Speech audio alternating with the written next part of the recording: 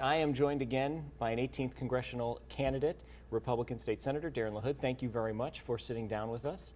Great to be with you, Paul. All right, you are a familiar name in Central Illinois and in politics in the state in general. But for those few people out there who maybe aren't as familiar with you, give us a brief background of how you got to where you are today. Yeah, well, I'm a third-generation Peorian. My wife, Kristen, and I live in Dunlap. We're raising our three boys here, 13, 11, and 8. I've been in the state Senate here representing the Peoria area and 10 other counties in central and west central Illinois for about 4.5 years. I spent 10 years as a state and federal prosecutor, partly here in Tazewell County. I'm proud of my record as a prosecutor. I've had a strong conservative record in the state Senate, voting on the core issues, whether it's fiscal responsibility, term limits, fighting Common Core, the issues that matter most in the state. I've been at the forefront. I've had a record on that, and I'm proud of that. And now, like you said, you've been in politics in Springfield, but now you're running for Congress. Give us the elevator pitch for why you should be the man at the end of the day who's left standing on July 7th. Well, when I think about people in central and west central Illinois, I think about people that work hard, play by the rules, have a strong faith in God. They love their community, but they're not real happy with their federal government or their state government for that matter.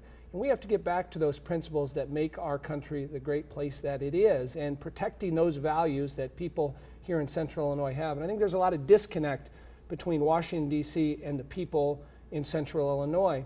And I think there's two important things about this job of Congress. One is how you vote on the important issues. So it's not what you say in a press release or what you say on a television interview. It's how you press that button when you get to Washington, D.C. on the core issues, whether that's Obamacare or whether that's fiscal responsibility or cutting spending or term limits. I've had a record on all those issues in the state Senate, and I'm proud of that, voting on all those core issues, whether it's taking on Pat Quinn's tax increase, supporting term limits and being out in front on that, standing up for fiscal responsibility, trying to create a better business climate in Illinois. I've had a track record on that. I'm proud of that track record. And I think that's important in this job. Somebody that's been in the trenches, somebody that's fought for those core principles that I think we need. You brought up a lot of good issues, things that I want to talk to you about, so I'm going to fire some issues out at you, and hopefully we can hit as many as possible. Obviously, a lot of focus on the Supreme Court over the last couple of weeks. You mentioned Obamacare. Let's talk a little bit about the Supreme Court's decision to uphold the subsidies for the Affordable Care Act. Well, I think people are very frustrated with what happened with the Supreme Court and also frustrated with what was told to us in Obamacare. If you remember the promises that were made, you're going to be able to keep your doctor. Your premiums are going to go down. This is going to be, an economic boom for our country. None of those things have happened. And so when you look at, how we change those things, I mean, I start with the premise that taking 1/6 of the private sector economy and turning that over to the federal government is not good public policy. And so, we have to fix that. We have to make it, more economically sound. We have to look at market-based principles. We have to look at the doctor-patient relationship. And so, if I was fortunate enough to get elected, I would work on, repealing Obamacare and changing that because it is not working the way we thought it was supposed to. Is repeal the right way to go? Because we're talking millions of people who would potentially lose insurance coverage plus more than $300 billion added to the deficit, according to the Congressional Budget Office, over 10 years. Yeah, what I would say to that is, there's a number of plans out there. I think there has to be a transition for the subsidies, a bridge to getting off the subsidies and moving more to market-based, sound economic, policies when it comes to health care. But clearly that can be done, whether that's a 1 or a 2-year bridge from the subsidies. But there's a number of plans out there right now that would get us there. Again, the federal government does not run big things well, and I think this is an example that it needs to be changed. Another major Supreme Court decision, same-sex marriage. Civil unions in Illinois, but now same-sex marriage is legal in all 50 states. What's your reaction to that going forward? Yeah, so in the state Senate, I had an opportunity to vote on same-sex marriage in Illinois, and I voted against it. I think the sanctity of marriage is between a man and a woman, and I voted that way. I've supported that position, whether it's on the Senate floor, and I think when you think about, particularly in Illinois, what same-sex marriage and same-sex unions have done, I think about organizations like Catholic Charities or Lutheran Social Services and the effect it's had on these religious organizations. I think there's an assault on religious liberty in our country. I think this is one example of it. And if I was fortunate enough to get elected, I would stand for marriage between a man and a woman in D.C. Okay, moving on, you mentioned term limits.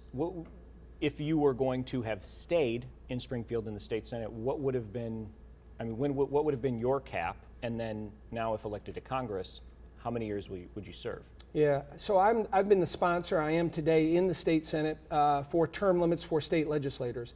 And I wasn't always a supporter of term limits before I got to the state Senate, but you quickly realize when you see people that have been there for 44 years, 42 years, 38 years, that people, we have to have new blood in the system.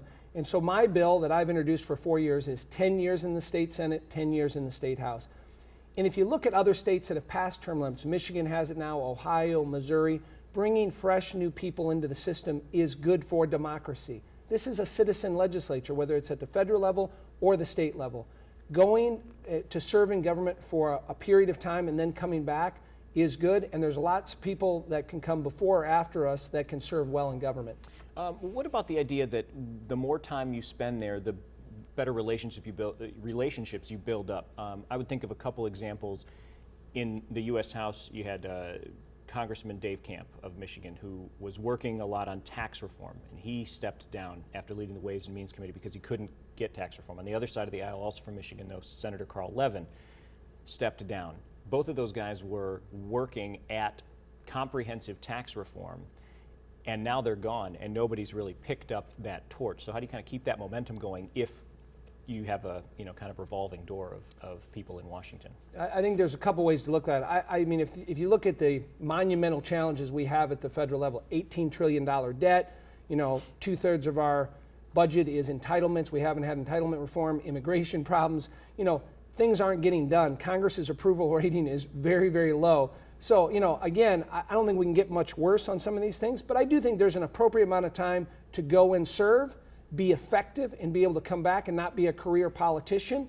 And so, I think, again, when you're looking at serving for 20 and 30 and 40 years, like many of these people do, that to me is getting outside the boundaries of being a citizen legislature. Normalizing relations with Cuba is an issue that's kind of popped in and out of the headlines since about December. Now we're looking at opening an embassy again in Cuba, Cuba opening an embassy in the United States. Where do you stand on that issue and how to move forward with Cuba? Well, I think a couple things. I think in terms of opening markets for our farmers, particularly in Cuba, I'm supportive of that. If you look at, this is the 17th largest ag district in the entire country. Of the 435 congressional districts, this is the 17th largest. When you think about the commodities that are grown and produced in central Illinois, we have to open up more markets. That's jobs and economic opportunity for our farmers and our ag community here in central Illinois. So I'm supportive of opening up new markets such as Cuba for our corn and our soybeans and other products. I think that's a good thing. In the past, obviously, Cuba has had some issues with human rights and other things, but I think this is a way to, transition them to democracy and to economic freedoms, and I'm supportive of it. Staying on the topic of foreign relations, obviously the Middle East is always a contentious topic, but particularly with what's happening with ISIS in Syria and Iraq. Do we need more American boots on the ground in the Middle East to combat this threat of ISIS, or are we on the right track right now? I served in the U.S. Attorney's Office of the Department of Justice, and in that I was the chief terrorism prosecutor in the Department of Justice. I managed 16 grand jury investigations involving terrorism. And what that showed me is the threats out there against the United States, both internally and internationally, are real. And we see that with ISIS. I think we made a real mistake in pulling out our troops out of Iraq that President Obama did. If you look at every conflict the Americans have been successful in over the last 80 years, we've kept troops there. Whether it was World War II in Germany, we still have bases there today. In Korea, we have troops and bases in Korea. In Japan, if you look at what happened in Bosnia 15 years ago, the reason why you don't hear about a conflict in Bosnia was we have troops on the ground there. If you look at what President Obama did in pulling out our troops after our Marines and our military secured Fallujah and Mosul and the Anbar province, the Iraqi army vaporized because we left. And I think that was a mistake. Peace through strength is what we need to have. And the rise of ISIS and the disintegration of Syria is a direct result of those decisions. And I don't think they're good for our country. ISIS needs to be eliminated, destroyed, and we need to use every means capable to do that. Air power, drones, increased military and intelligence services over there. You look at the rhetoric that comes out of ISIS. They want to put that black flag on top of Washington, D.C. That is scary. Their persecution of Christians and what they want to do to America. It's a real threat, and we have to use all means available to stop them, contain them over there. All right, second to last question. We're running out of time, but a lot of people in Illinois want to know, in Springfield, when are we going to get a budget? Well, I would tell you, Governor Rauner ran on fixing the state of Illinois. That's what his platform was, shaking up Springfield, fixing our state, creating a better business climate. That's what he's trying to do. If you look at his turnaround agenda, reducing spending, bringing some business reforms in, term limits, fixing our gerrymandering system, all common sense things. And the Democrats from Chicago don't want to do it, particularly Mike Madigan. He wants to continue to drive the state into the ground, in my view. And I give Governor Rauner a lot of credit for sticking to his guns on this. To continue to do the same thing over and over and expecting a different result, that's not what people want in Illinois. You know, Caterpillar's a great example. If we want Caterpillar to grow in Illinois, you have to change things like workers' compensation reform, taxes, regulations, so that we can grow the economy in Illinois. And you can look at Deere or ADM or lots of small and medium-sized businesses. Unfortunately, in Illinois, we continue to hemorrhage jobs, opportunities, and people because of the business climate in Illinois. And I would just give you this analogy. If the foundation of your house is falling apart, you don't put on a new third floor. You fix the foundation. And that's what Governor Rauner's trying to do. Fix the foundation, get us fiscally sound, and get us back on track. All right, if people want to learn a little bit about you before Election Day, how do they do that? They can go to LaHood for Congress. We got a great interactive website there. Also have a Facebook page, Darin LaHood for Congress. Have lots of information on there. And we're proud of our endorsements we've gotten in this race. Everybody from Governor Rauner to Governor Jim Edgar to lots of local officials here in Peoria. Been endorsed by the NRA, National Right to Life. Strong endorsements. But obviously, Paul, the real endorsement is the voters. We're not taking anything for granted. We're going to work very hard, and we're going to earn every vote. All right, Republican State Senator Darin LaHood. He is running in a special election primary on Tuesday. Best of luck, and thank you very much for joining me. Thank you, Paul.